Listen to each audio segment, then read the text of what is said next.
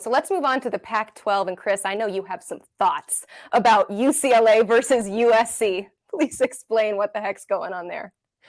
It's ridiculous. USC is at 8 and UCLA is at 12. I need somebody to explain this to me. They have a very similar strength of schedule. I think USC is 64th and UCLA is 66th. UCLA has a win over Utah by 10 points, a team that USC lost to. And common opponents are supposed to be a deciding point for the committee when they consider teams even at the margins. UCLA has 2 top 25 wins. USC has 0 top 25 wins. And the committee, which always seems to harp on balance for teams, they criticize offenses that aren't elite. They criticize defenses that aren't elite, that are getting carried by one side or the other. They are looking at a USC defense that ranks 108th nationally in yards allowed per play. That USC defense is atrocious. UCLA doesn't have that problem. And yet there are 4 spots separating USC and UCLA this week. USC jumped Alabama and Clemson, and the committee left UCLA and Ole Miss, which is a different conversation altogether, behind those 2 teams. And there really isn't any actual justification I could come up with for it. The rationale makes no sense. And I would certainly love to hear what the committee has to say about those 2 teams.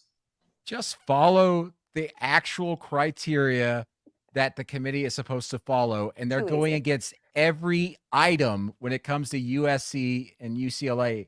And Chris just hit it all on the head perfectly right there. Here's another thing to consider with this. UCLA played 3 ranked teams, as Chris mentioned, and they happened back to back to back. And their lone loss against a ranked team was the last one against Oregon. So you can argue there, you got to look at the context. They played them back to back to back, not spread out, and that was an issue.